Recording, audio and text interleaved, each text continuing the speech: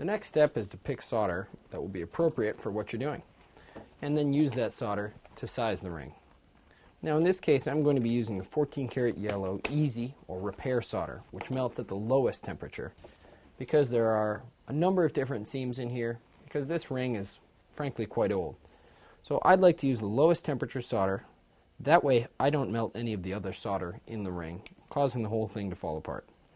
So I'm going to cut a little tiny chip of solder. It's about 1 millimeter by 1 millimeter square.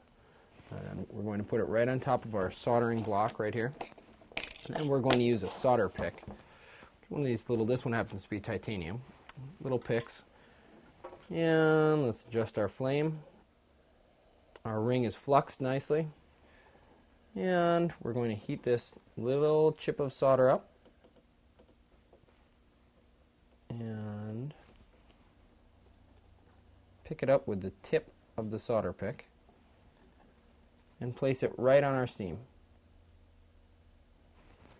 And there we go. It flowed right in. And for the most part, our ring is sized. Without the aid of a laser welder to tack your piece in, if you're sizing a ring up, this is a very delicate process when we're sizing the ring up as opposed to sizing it down, because we have to have a small piece of metal balanced between the two faces of the existing ring. This can be pretty tricky, so watch it pretty carefully.